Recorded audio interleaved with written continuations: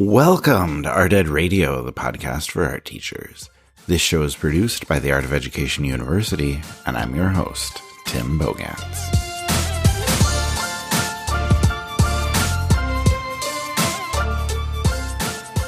Now, the next couple weeks of podcasts are kind of coming about because we've had just a huge response from the art teaching community, doing a great job of writing in with questions, with conversation pieces, with things that, thinking about what we should talk about, suggestions about what we should cover on the podcast. And so this week we're going to talk about all different things going on with nature and teaching outdoors, because I've gotten a ton of questions on that, and we'll get to that in just a second. But I also want to tell you that next week we are going to do a podcast. Amanda and I are going to do a mailbag podcast answering all sorts of different questions from art teachers all over the country. Now, episodes with Amanda have been pretty popular every time she comes on, and we've decided to make it a recurring thing. So for the near future, the first episode of every month is going to be our monthly mailbag episode. So next week, first week of June, will be the first of those mailbag episodes, and we really want your questions. We've solicited some questions on Instagram and in the weekly email on Sunday.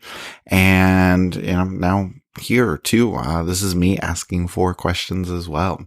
So, if you want to hear yourself in the mailbag, you can email me at timothybogats@theartofeducation.edu, or, and this is the exciting part, you can send us a voice message. You can call 515-209-2595.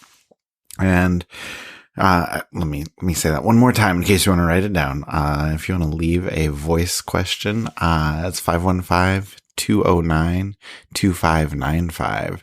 And we started, with, asking for your questions about summertime, and it's really branched out to a lot of different things. So, we're going to answer a lot of different questions, kind of keep an eye on summertime, but we'll see where it goes from there. But, we want to talk about just everything that's happening in our art teaching community, and we want you to be a part of it. So, send us your questions.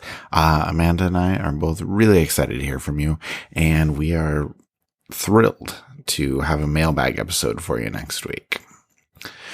Now, like I said, this week's episode actually comes from a few messages that I've been receiving from listeners over the past couple of weeks. People have been asking for new ideas for taking kids outdoors, for doing lessons outside, for incorporating nature, for just taking advantage of the nice weather. Or as listener named Colby in Ohio said in a message to me, do you have any ideas that don't involve Andy Goldsworthy or just telling my kids to take their sketchbook outside?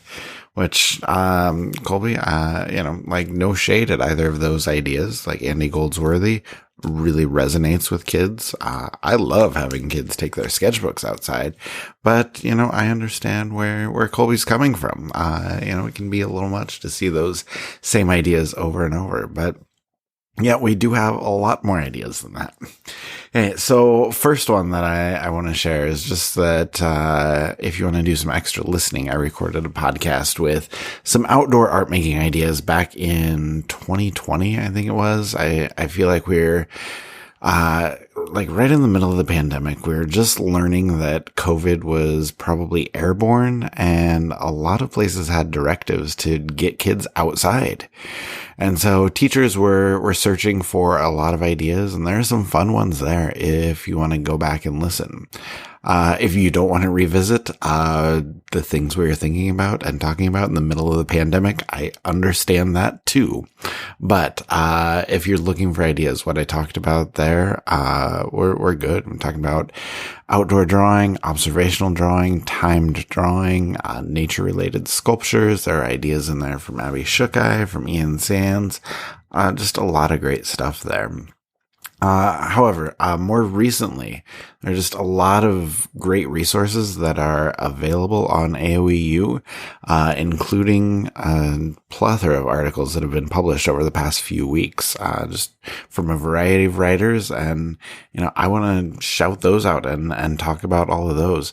Just a lot of great ideas that I think are worth shining the spotlight on. And I think if you are looking for ideas for nature, for getting outside, for creating art in the outdoors, those are worth checking out. So, first article is from Rebecca Hauer, and it's called 13 Art Ideas That Are Perfect to Take Outdoors. And that article starts with just reasons why. And, I'll talk about those in just a second. But there are a ton of lessons in there, with chalk drawing, with shadow drawing, photography, monoprinting, cyanotypes, so much more. Just a lot of great ideas there. But what I really liked and what I really want to highlight there is the part of the article that I just mentioned where Rebecca lists some reasons for taking students outside. And a couple there that I want to point out. Number one, just having a fresh perspective. Just being outside allows students to see things from a different angle. And just looking at things differently, as we know, can inspire new ideas. It can inspire creativity. It can inspire kids to make new connections. And I guess speaking of those connections, Rebecca mentions connecting to nature. And I think, when kids are creating art in nature, they appreciate what's around them. They begin to appreciate the natural world, and they're able to kind of draw those connections and make their own personal connections with nature, with everything that surrounds them.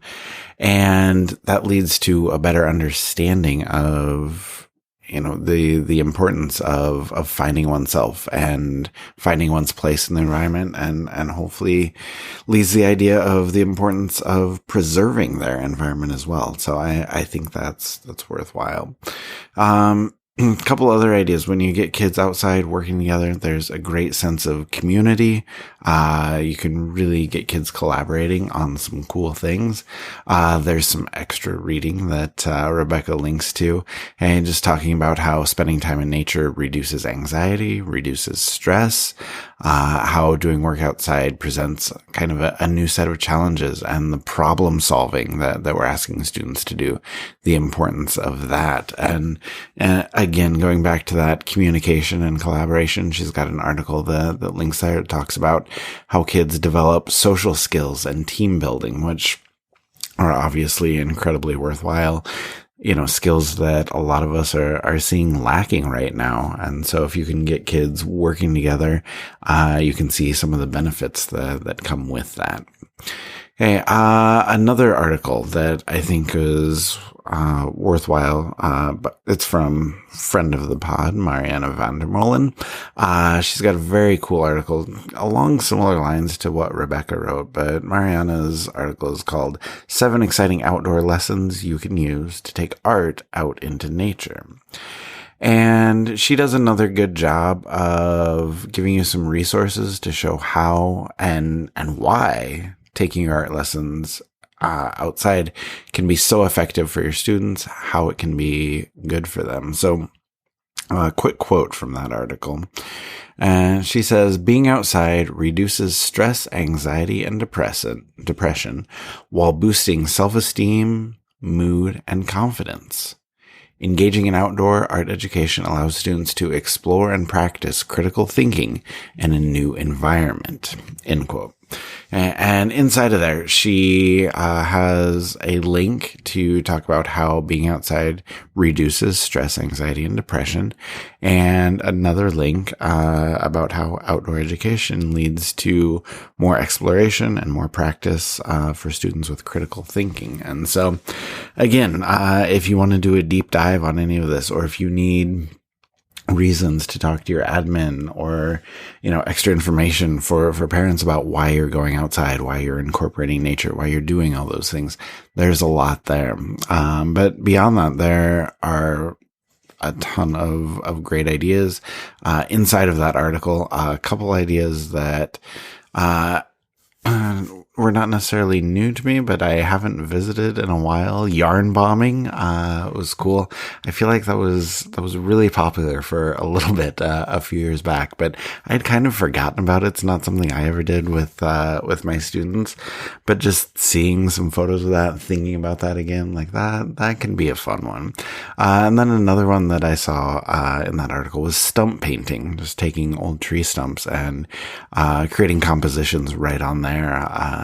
And just talking about, why trees are cut down for various reasons, the purpose they serve, talking about how they can be repurposed and creating new art with them. And so I thought that was really cool. Also just, talking about nature weaving, just, creating really large looms. And you do that by nailing branches or, fixing branches to trees or wood supports in whatever area you're going to be creating work.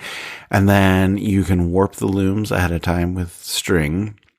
And then you invite the kids to collect materials for the weft.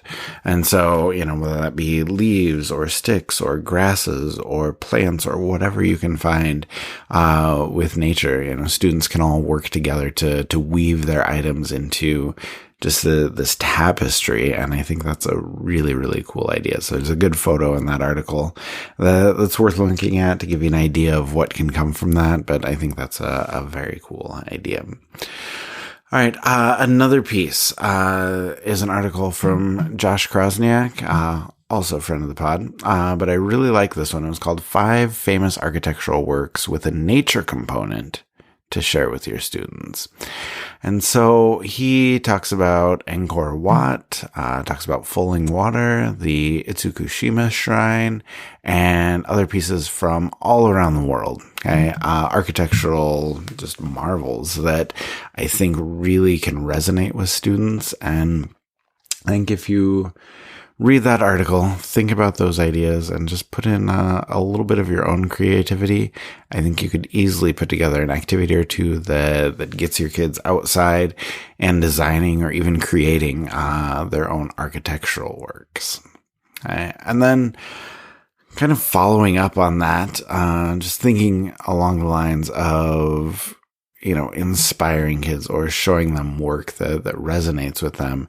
Rebecca Hauer, again, wrote an article about 10 earth artists that you don't want to miss. So the aforementioned Andy Goldsworthy is in there, of course, but also Robert Smithson, Agnes Dennis, Ana Mendieta. Ana Mendieta is one of my all-time favorite artists. Please go look her up if you're not familiar with her sculptures. They're incredible. And Walter de Maria, he's got a lightning field piece that my kids always love talking about, and one that I could chat about for hours. I'm going to stop myself from nerding out about art history right now, though. Just realizing I should probably pull it back a little bit. And I will just tell you to go check out that article, go check out those artists. And if you need a little bit more reason why it's worth showing these things to your students, Rebecca has a great breakdown in the article of how looking and learning about earth artists can really benefit your students. And then finally, just I guess one last article that I want to point out is from Josh Krasniak again, and it's called Tips to Incorporate and Plan the Perfect Art Nature Lessons. Now, he gives you some good ideas. Again, we have all of these articles about inspiration, about artists that are going to inspire students and types of art that you can create. But Josh is sort of turning that into some actionable steps. And so he gives you some good ideas on how to think about incorporating nature into some current lessons that you might have already, some ideas on planning your lessons, and some specifics of what you can do to create something new. And I think the entire article is just a really good guide to kind of mesh what you're already doing in your classroom with some brand new ideas. But yeah, I think that's going to be about it for highlighting what we've seen recently. So I hope that as you look through all of this, as you read some of these articles, at least one or two of these ideas can be helpful for you. So a huge thank you to the AOEU writing team for putting so many great ideas out there. And I hope between my podcast from a while back, and all of the new stuff that's out there, you can find some ideas to get outside, get your students engaged in some really exciting art making. And for those of you that wrote in, I'm hoping you find what you need in here. Colby, looking at you, I'm hoping you have a couple ideas you can use that go beyond Andy Goldsworthy and Sketchbook. So write me back and let me know what you think.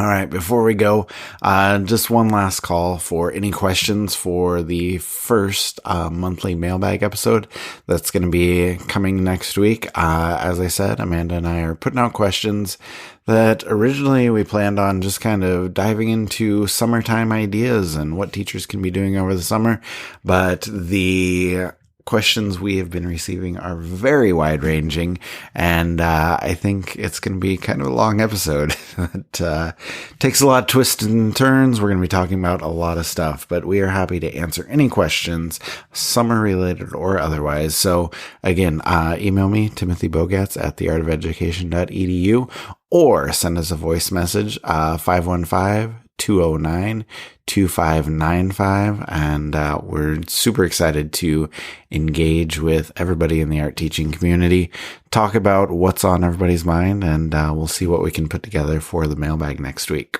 We'll talk to you then.